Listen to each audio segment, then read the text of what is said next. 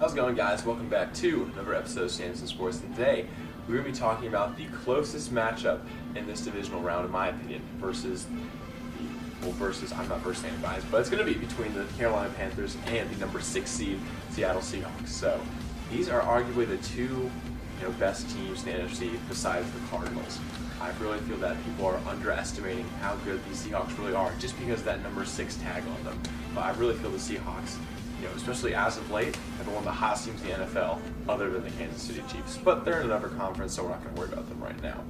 But in this matchup, there's a couple things I'm looking for. One, can Cam Newton do well against this tough Seattle defense?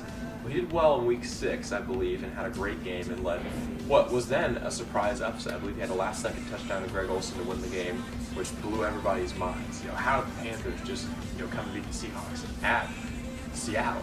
That's not possible. When they went and played a couple years ago in the playoffs, they got smashed in the divisional round. But times have changed. The Panthers become a better team.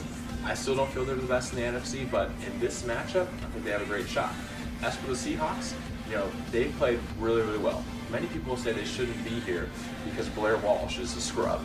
Blair Walsh couldn't hit a 27-yard field goal, and the holder didn't know to have the ball laces out. So when he's kicking, this is what the ball is supposed to look like. Not laces in, laces out. But some people just don't get that anymore. But the Seahawks actually had many more yards per rush than Adrian Peterson and the Vikings. They, I believe, had 4 yards per rush, while Adrian Peterson had about 2 yards per rush, which is double in the cold in Minnesota. There's no excuse for that. So therefore, I believe the Seahawks deserved to win that game last week against the Vikings. So people don't say they shouldn't be here. They were the better team in the entire game, in my opinion. And just because Blair Walsh missed a chip shot, even if he did, I feel that the Vikings didn't deserve that win at all. Seahawks deserve to be here. But in this matchup, Seahawks are going to have a tough time, in my opinion.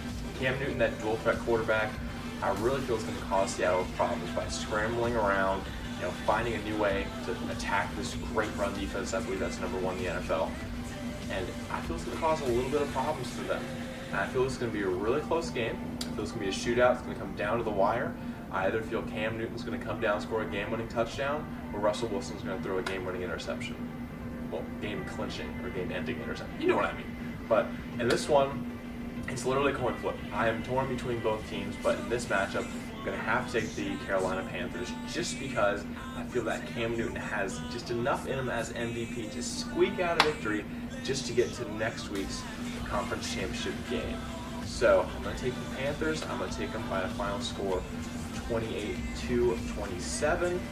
And again, that is such a random score just because I feel it's a close score. I feel that both teams are going to put up a couple points.